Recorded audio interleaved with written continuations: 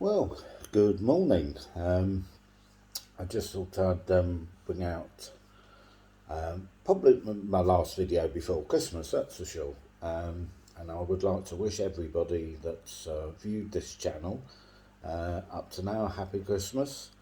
And I need to ask you one little favour, those that have subscribed, and then if you could click the like button. I've got a lot more viewers than I have likes, so I would really appreciate it if you could click the like button. And if you want to subscribe, then do that as well. Anyway, I've got another new camera. Oh, dear me. I didn't plan on all this. I was actually going to cut down, and it's gone totally the opposite way. And Sigma have done this to me, and I've got another Sigma camera. Now, before the SD Quattros, I'd never thought about getting a Sigma camera.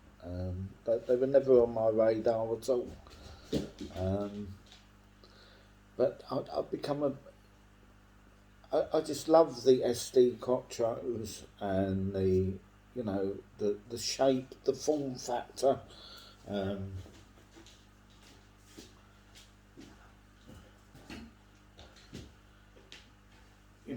Like this one that I did the video on yesterday. I mean, just look at it. I mean, there is no camera like it on the market. And, if you can get past the quirks of these cameras, and you do, I mean, they are slow, they are completely different, they work differently, but, the one thing going for them is they've got a couple of things really going for them. One, for me, as I've said before, they don't do video. I'm not a video person anyway. I like photography. You can't put a video on a wall and you can't print a video. I'm just not a video person. My phone, any videos I need to do, my phone would be sufficient. I'm just not into video at all.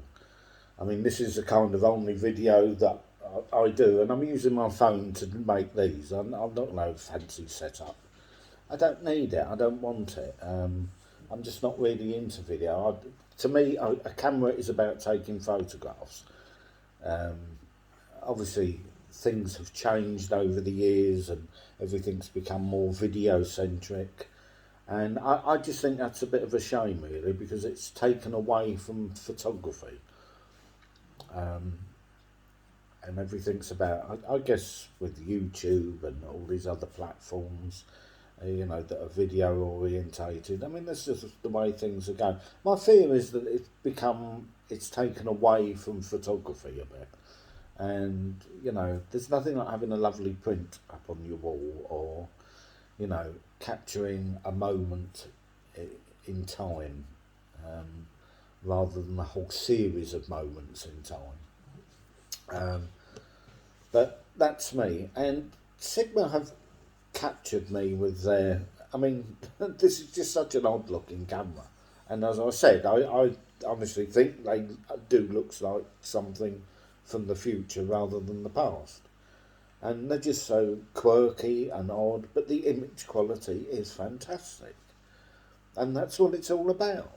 So if you you've got to get over the fact, everybody seems obsessed when I go on to obsessed with fast moving subject. Well, I mean, I never shoot sports. I never have done. I don't really go. I used to go to football years ago. But ever since that's become so woke, I've lost interest in that to an extent. I just watch it on the TV now. But I never used to take a camera. And even wildlife. I mean, everybody's obsessed with birds in flight. I would much rather have a picture of a bird in a tree or on a branch and with a really nice composition than a bird in flight. And there's so many birds in flight photographs, they're nothing special anymore. So it's not all about fast moving action. You know, you can get, but people seem obsessed with fast moving and cameras. My Sony A7 IV. Now, a few days ago, I went out and I saw a kestrel in the distance. I mean, it was really an awful day. It was cloudy, it was misty. It went, you know, it was during the freeze, and I went out because it was lovely and picturesque with all the snow and everything. And I pointed this camera at. There was no way I was going to get a good, decent picture of it. The conditions were totally wrong. But I pointed at this kestrel, and it locked on, and it tracked it, and it was incredible because I could barely see this kestrel with my eyes, and that's how far cameras have come. They kind of do it all for you nowadays. You know, getting birds in flight is not difficult. You know, 10 years ago, it would have been more difficult because the tracking wasn't there on the cameras. Now it is. And this is how cameras kind of do it all for you now. You don't, you know, about the only thing you need to think about is composition. And it's gone all about editing and this obsession with editing, and it's changed. And I think photography has lost a lot in that respect. Whereas these cameras, because they perform a bit like old film cameras, where you can only use ISO 100, they are very slow, so you have to be a lot more methodical and take your time. And it's about you and thinking about getting the shot, and not about the camera doing it all for you, because these cameras are not going to do it all for you. You've got to put a bit of effort into getting a decent shot. And that's another reason why I love these cameras. Anyway, I'm going a bit off subject because here's the new one. And you may have guessed. It's the Sigma FPL. What a little cutie, isn't it? Again,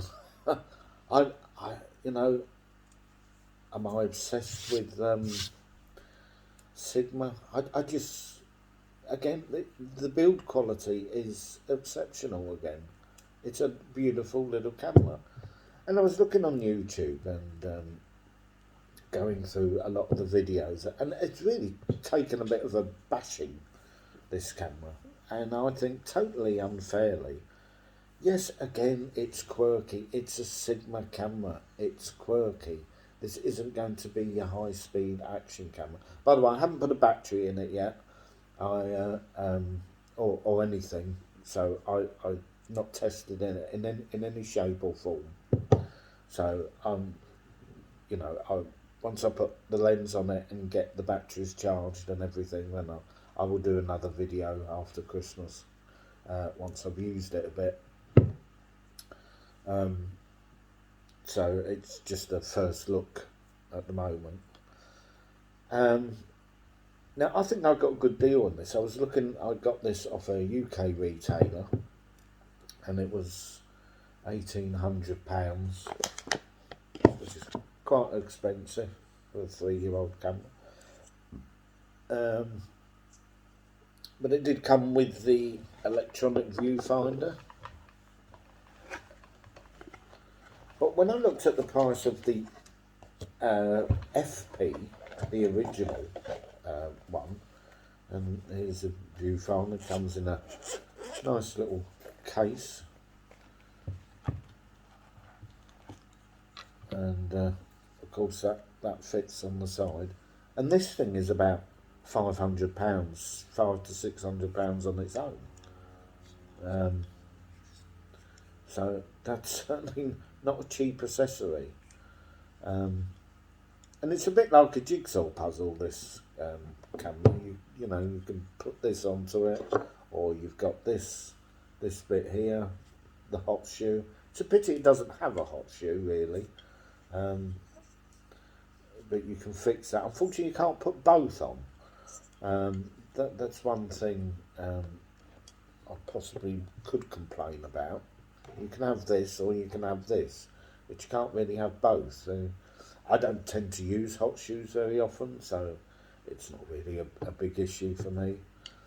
But yeah, I mean, this um, it's taken a bit of a bashing off of the preview, and Gerald Undone really tore this camera apart. But you know, it takes wonderful images, and that's what it's all about. And it may not be a high speed. As I say, I'm not really interested in the video specs of it. It does slow motion. That is the only kind of video I like. I do like. Is slow motion. So I may well make use of that. But as far as any other kind of video, I'm happy with 1080p. I don't need 4K. I don't need oh, excuse me. I don't need extended rigs and all that. You know, I don't know anybody that goes on about these video specs that actually make multi-million-pound blockbuster movies. I don't know what these people actually make that's actually worth watching.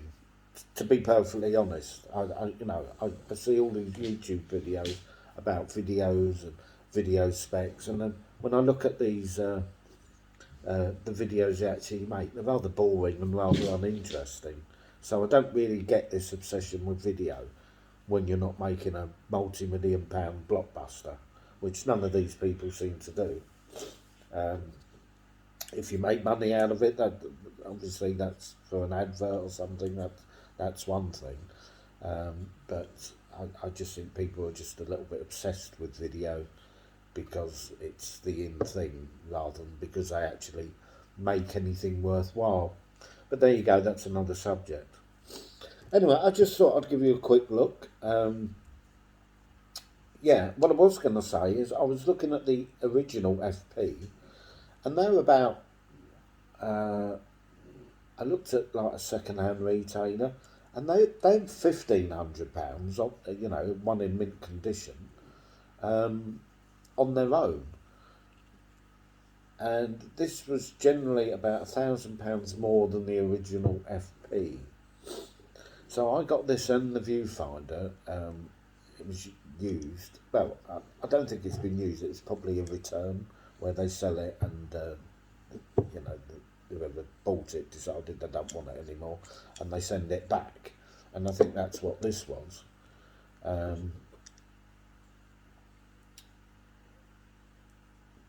That's what I suspect this was.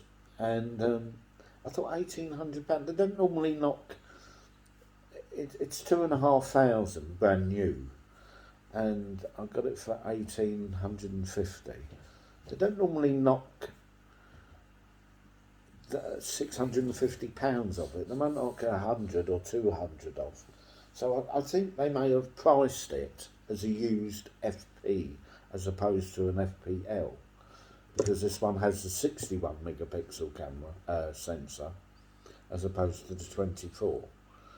I think there's about 8 differences between this and the previous version. This is aimed more at photography, which is why I wanted this one. So there you go.